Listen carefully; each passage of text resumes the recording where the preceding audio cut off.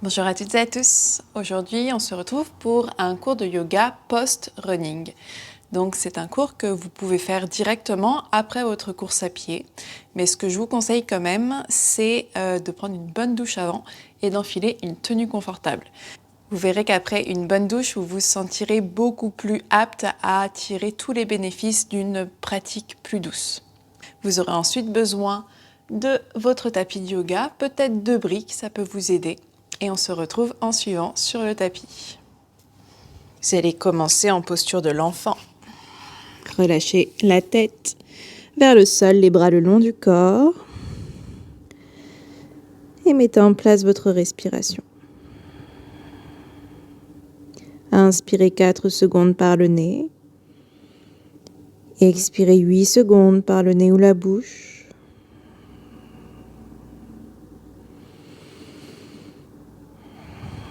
Sentez votre cage thoracique s'ouvrir à l'inspire, se gonfler vers l'arrière et se refermer à l'expire. Inspirez 4, expirez 8. On étire les fessiers, le dos. On commence à relâcher les tensions.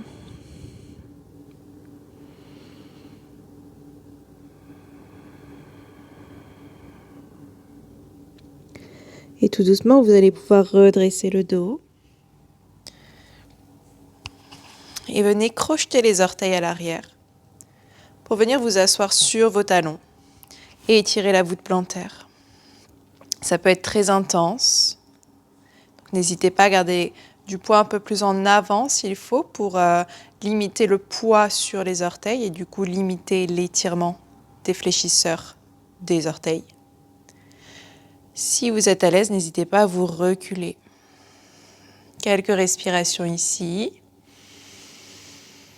Pensez que dans la course, les pieds sont hyper sollicités. C'est eux qui prennent tous les appuis au sol, toutes les répercussions de votre posture, de vos mauvais positionnements parfois. Tout part du pied. Donc pour une bonne course, il faut des pieds en bonne santé. Donc là, dans ces étirements, on vient étirer les fléchisseurs des orteils. Donc c'est très intense, respirez, prenez le temps.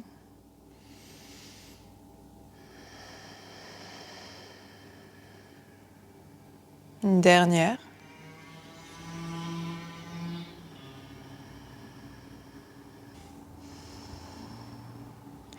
Puis on va placer les mains vers l'avant à 4 pattes pour venir tapoter un petit peu le dessus des orteils. Retrouver peut-être un peu d'irrigation. Puis crochetez les orteils ici et poussez vos fesses au plafond. Chien tête en bas. On pianote ici pour détendre un petit peu vos mollets. Respirez, allongez le dos.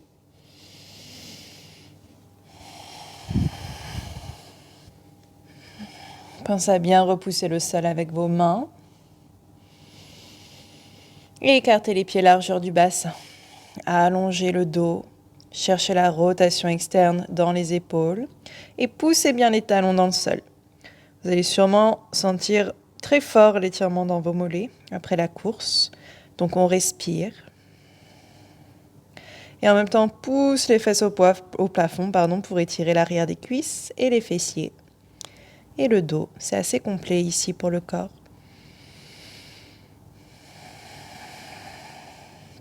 Puis venez marcher en faisant de petits pas vers l'avant du tapis.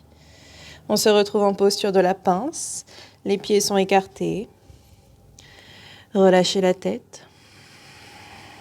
Pensez à garder les mains au sol, donc on plie les genoux s'il faut. Je sais que les coureurs, vous êtes souvent très raides à l'arrière des cuisses, donc surtout pliez les genoux s'il faut pour allonger le dos et avoir les mains au sol. Tant que vous sentez l'étirement à l'arrière des cuisses, c'est OK. On préfère prioriser le placement du dos. Là, vous allez garder les mains au sol et ajouter des mouvements d'avant en arrière. Avant, arrière. Respirez.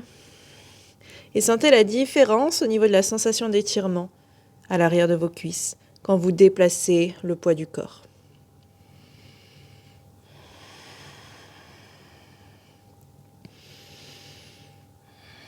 Super, vous allez vous stabiliser, plier les genoux et dérouler le dos vertèbre après vertèbre pour vous redresser complètement en posture debout. D'ici, vous allez garder les pieds largeur du bassin et chercher des torsions avec votre buste de droite à gauche en laissant les bras se faire emporter par le mouvement de torsion. Vous pouvez fermer les yeux. Juste des petits mouvements de reset du système nerveux. On respire et plus vous accentuez la vitesse, plus les bras vont se lever.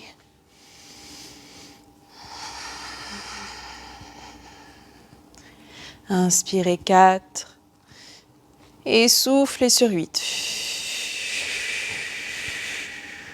Puis redressez tout doucement le buste, les bras vont se stabiliser petit à petit.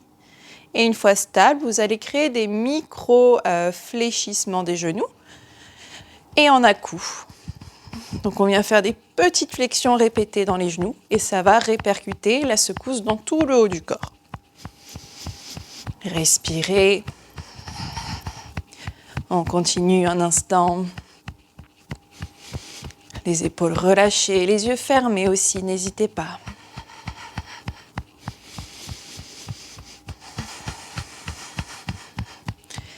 Super, et tout doucement, vous pouvez vous restabiliser. D'ici, on plie les genoux, arrondissez le dos de haut en bas pour redescendre les mains au sol. Une fois les mains au sol, reculez le pied droit loin derrière, les mains de chaque côté du pied gauche.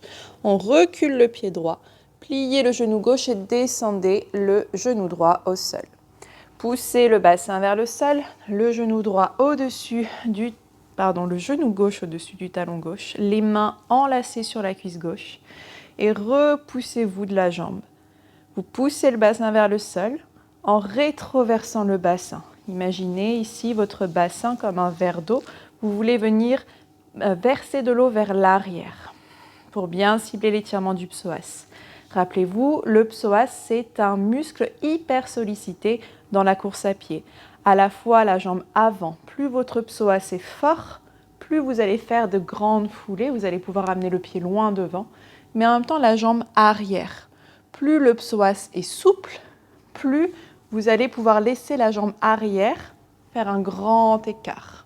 Donc à la fois la jambe avant permet d'amener le pied loin, mais en même temps la jambe arrière permet de laisser le pied loin derrière. Donc c'est vraiment ces écarts qu'on cherche pour faire des grandes foulées dans la course. Donc là j'étire mon psoas qui a été très sollicité pendant ma course.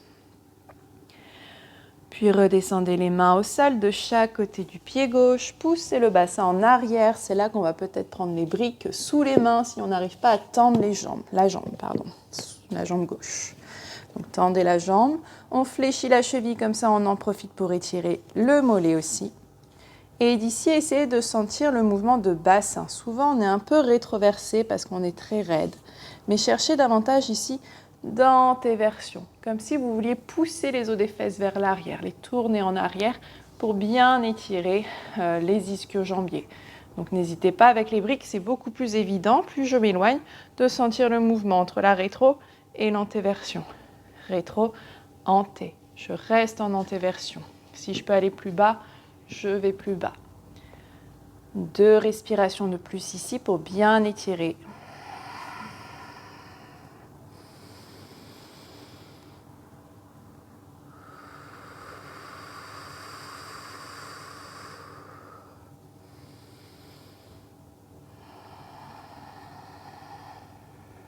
Très bien.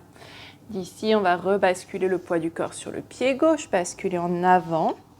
Les mains vont aller à l'intérieur du pied cette fois-ci, donc le pied s'écarte.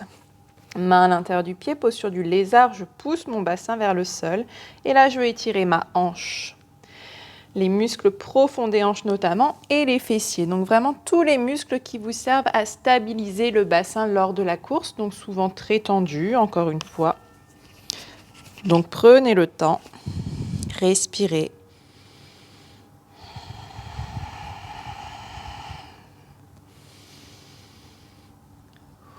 On n'hésite pas à faire des petits mouvements de droite à gauche, ici avec le bassin, pendant l'étirement, pour cibler différentes fibres musculaires.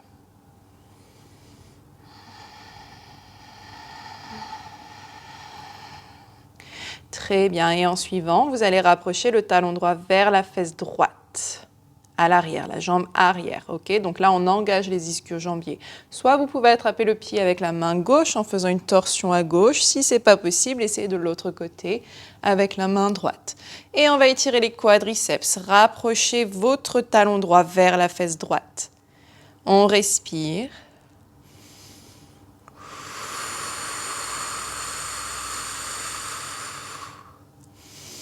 C'est très intense ici aussi, surtout après la course. Donc prenez le temps, respirez, ressentez ce qui se passe. Pour bien étirer mes 4 muscles quadriceps, il faut que je pousse mon bassin vers le sol et que je plie mon genou, le talon vers la fesse.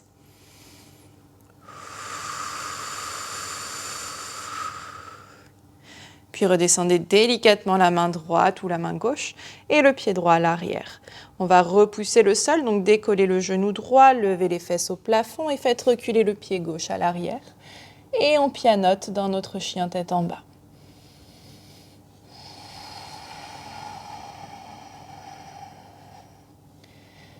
Puis amenez le pied droit à la place de la main droite. Bien à l'avant du tapis. Pliez le genou droit, descendez le genou gauche loin derrière et on redresse dans notre fente. Même chose de l'autre côté. Les mains, doigts entrelacés sur la cuisse droite. Je pousse mon bassin vers le sol, je me grandis et je rétroverse mon bassin. Je pousse le pubis vers l'avant et vers le haut pour bien cibler l'étirement du psoas.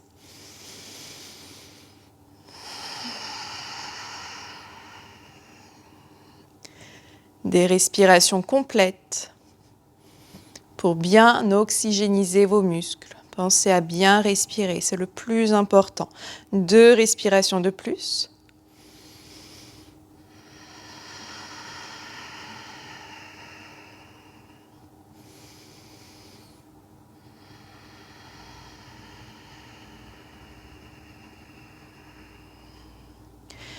Et on redescend les mains au sol avec les briques si besoin. On pousse le bassin en arrière, on s'arrête au-dessus du genou. Tendez la jambe droite. Les briques plus ou moins hautes, on repense au placement. Antéversion, rétroversion du bassin. Je veux rester en antéversion cette fois-ci pour bien cibler mes ischios. Je tourne les os des fesses vers l'arrière. Inspirez 4, expirez 8.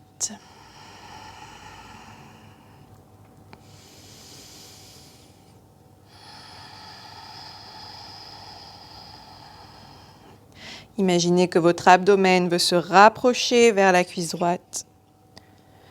La poitrine veut se rapprocher du genou. Et le front veut se rapprocher du tibia. Cherchez cet allongement.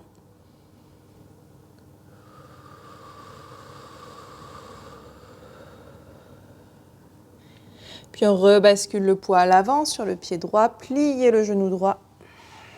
Cette fois-ci, le pied s'écarte à l'extérieur pour notre posture du lézard. Les mains à l'intérieur du pied, poussez le bassin vers le sol. Et on étire la hanche droite.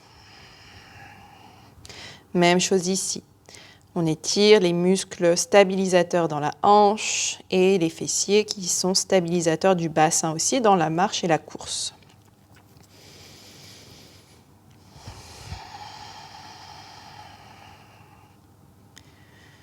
Si vous pouvez descendre sur les avant-bras ici, n'hésitez pas, c'est aussi une option. Si ce n'est pas possible, on reste sur les mains. Vous pouvez aussi placer vos avant-bras sur les briques, sur une brique ou 2, peu importe. 2 respirations de plus.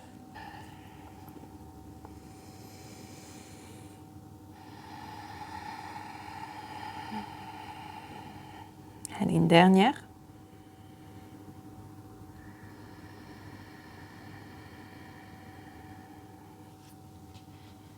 On enlève les briques, on se replace sur les mains.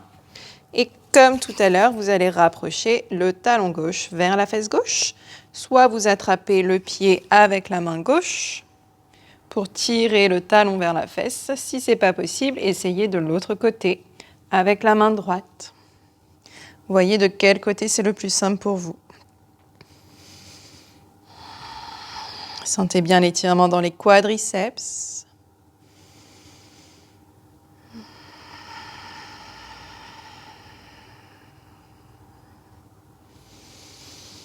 On prend le temps de respirer, même si c'est intense. Si c'est trop intense, faites un petit pas en moins.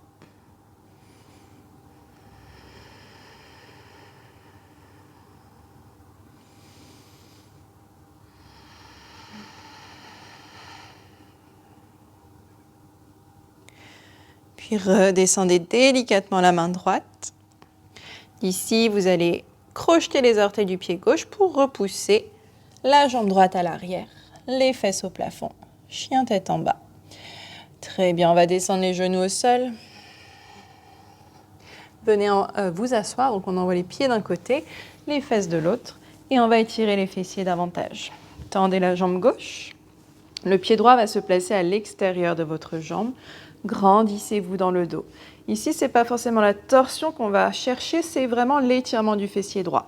Vous allez rapprocher le genou vers votre poitrine autant que possible, enroulez le bras. La main droite peut se placer en arrière. Et si vous ne sentez pas encore l'étirement dans la fesse droite, vous allez reculer un peu la fesse droite, l'envoyer vers l'arrière, comme si vous vouliez décaler le bassin en envoyant la hanche droite en arrière, jusqu'à sentir cet étirement dans le fessier droit. On respire.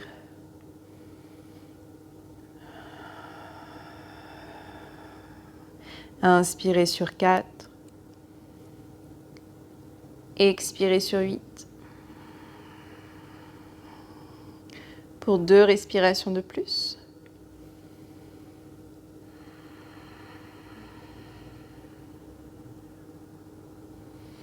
Ciblez bien le fessier droit. Peu importe pour la torsion du dos. Ce n'est pas notre priorité ici. Puis redressez délicatement le dos, redressez-vous face à l'avant du tapis et changez de sens. On tend la jambe droite, pied gauche à l'extérieur de la jambe, grandissez-vous. Et cette fois-ci, donc le genou gauche vers la poitrine, on enroule le bras droit autour. La main gauche à l'extérieur et on cherche l'étirement du fessier gauche. Genou gauche attiré vers la poitrine droite. Et si on ne sent pas assez l'étirement, reculez la hanche gauche jusqu'à sentir. Inspirez 4. Expirez 8.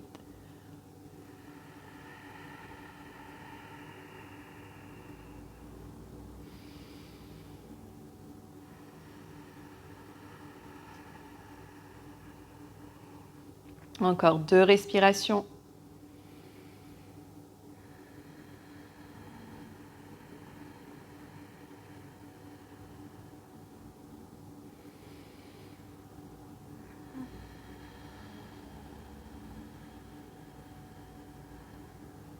Puis redressez le dos.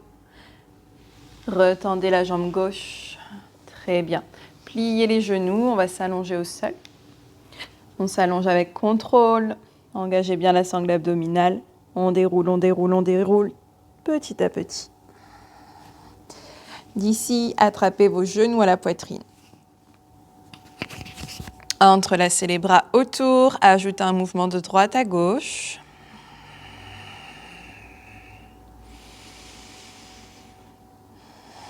Puis, vous allez passer vos bras entre les jambes.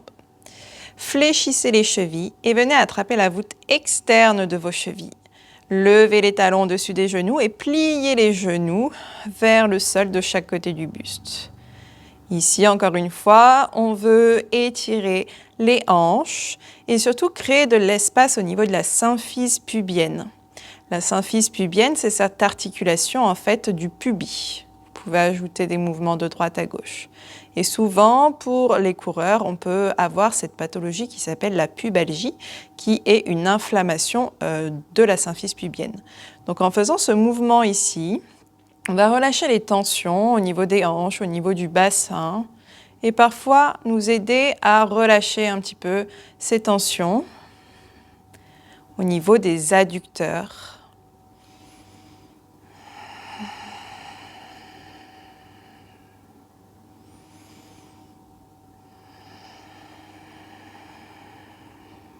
Super.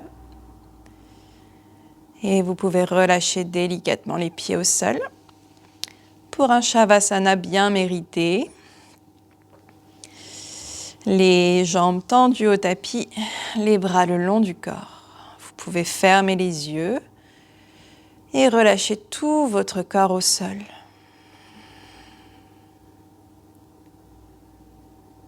Sentez chaque partie de votre corps en contact avec le sol, s'enfoncer de plus en plus dans le sol.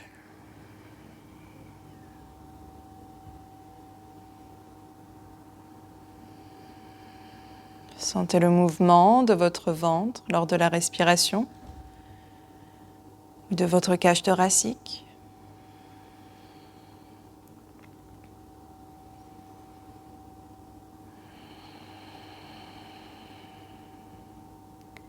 Et laissez-vous aller au rythme de la respiration quelques instants, en oubliant complètement votre corps.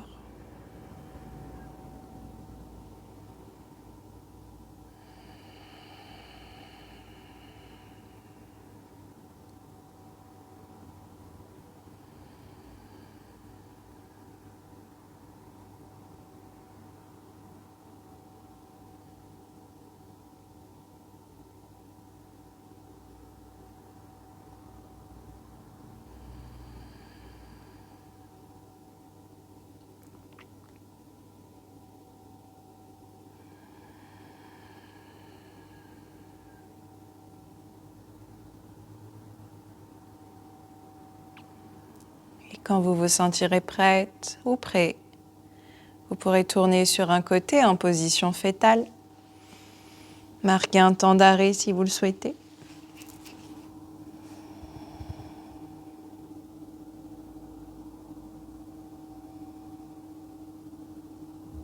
Puis me retrouver en posture assise.